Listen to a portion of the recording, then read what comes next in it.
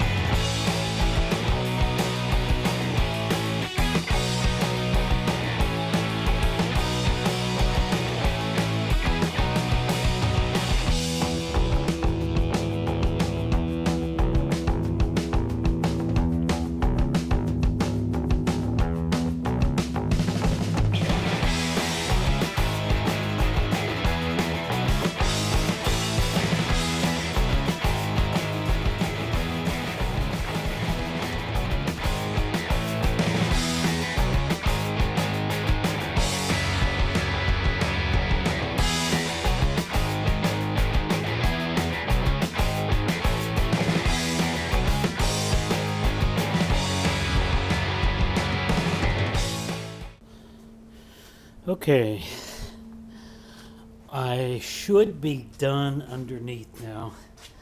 Boy, look at my poor door here. Thing's gonna need washed so bad. I should be done underneath here, but I'm not gonna take this thing down off the jack stands, because I wanna, not until I'm absolutely sure that I'm done underneath here. So now the next course of business is going to be to connect my wiring up. It's not very easy to get to, and especially since this thing's all up in the air. I think I'm going to utilize my spare tire here and see if I can't use this to stand on to get me up a little higher. So just don't want to take it down yet. So I'm sure it's good to go. All right, let's get started on this next phase.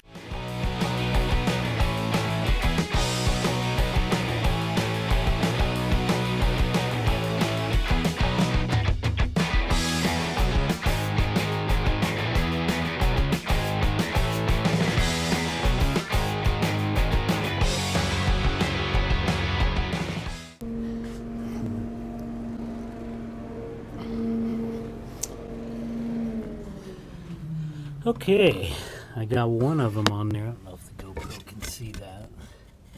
I got the small wire on there, which is probably going to be the worst.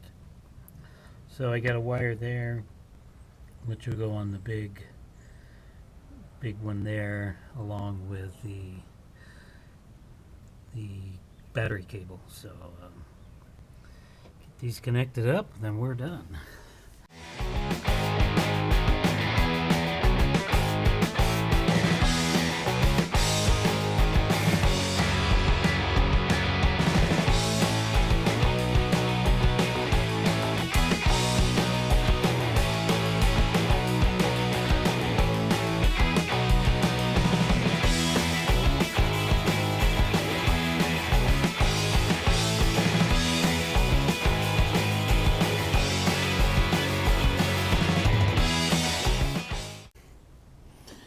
Okay, I think we're ready to give this thing the test. We got our battery cable connected back up. We got the other hot cable, which goes to the ignition switch or whatever, and then we got the tiny little one. Not sure where all those go. Where the big one goes up here to the battery. And I've connected my ground cable back up. I don't have any arc welding going on anywhere, so I'm good to go, I think. The next step is to turn the key and see what I get. I have disconnected my coil wire because I don't want this thing to fire up. I just want to turn it over, see what it's going to sound like, and go from there. Okay, this is just about where I was at 2 weeks ago. Actually, it might even be 3 weeks ago when I tried to fire this thing up and it wouldn't start. I'm really pretty nervous about this. I just don't know. So my coil wire's disconnected. Let's see what this thing sounds like. Oh, what a beautiful sound. It's not starting, of course, because I don't have my wire hooked up, but I just want to hear that starter turn over. Yes. No thumping, no grinding. It sounds really nice. That sounds like I got the right starter in there. Okay, we're just about to fire this thing up. I connected my coil wire up. Let's see if it'll actually start and run.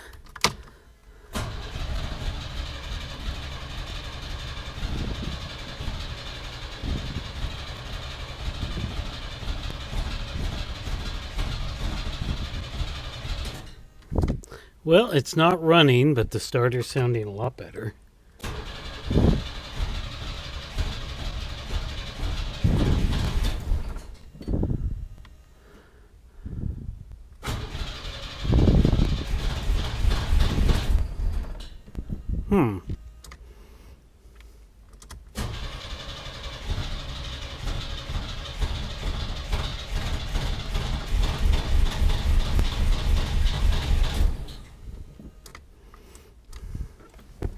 Okay, well, I still have a starter problem. Not sure what that is. Or not, I'm sorry, pardon me. Starter is working great, but the truck won't start.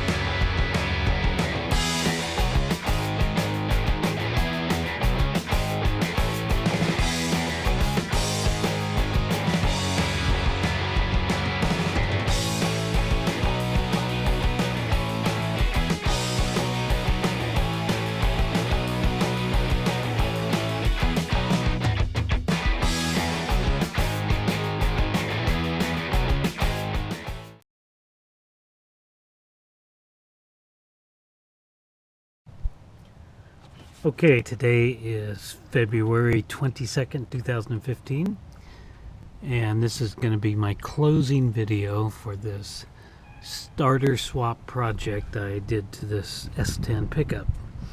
This morning I was going through all the footage, starting to edit this stuff now that I got some time, and I sadly discovered that the last video I shot of this, in which my buddy Jim and I got this thing started, the last thing we did to it to get it started, we put a new cap and rotor on it.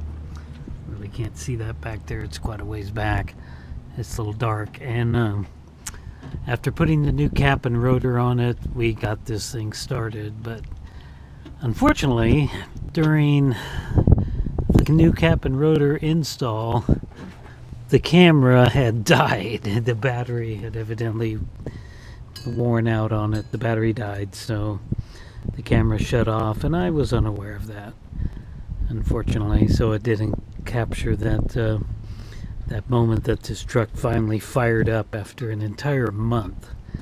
I started this project back in mid-January, and here it is, almost the last week of February. In fact, it is the last week of February. So we're going to fire this thing up as a closing video, show you just how good it's running. Let's quickly go through what I did to this. Down there, of course, is a new starter. I had to replace that twice. The original new starter I bought was not working out because of some issues with it, so I had to take it back out of there and put another one in it, and now it works. I also had an issue at that time with the fuel filter, which is down underneath here. This is your fuel line going to the carb. Down underneath the power steering pump is where the fuel filter is located, and it's way down. I can barely even see it from here. The only way to change it is you got to attack it from the underneath and on the top, and there's not a whole lot of room in there to work. It's pretty tough, but I would change 1,000 fuel filters before I'd tackle that stupid starter again. It's really difficult to get to that starter because there's just no room to work under this truck. You got to get it really tall in the air, and then it's just really hard to get to it. So anybody that's watching this video because you got to replace your starter, good luck with that, especially if you have an automatic, which I don't. If you have an automatic, then you're also going to be fighting with the transmission lines right in that area too. It's a beast. I hope I never have to change it again. So I replaced the starter, replaced the fuel filter. I might have said fuel pump before I meant the fuel filter, and that solved my fuel pressure problem. We still couldn't get it to start up, so we checked the spark. It had great spark coming out of the coil into the distributor, but the spark coming out of the distributor into the spark plugs was pretty weak, so we changed the cap and rotor, and that seemed to have solved the issue. It is running now. It's been running for about 5 days. I drove it to work today for the first time. It runs great, so we're going to hook the camera up here and start this thing up, and that will be our closing video for this.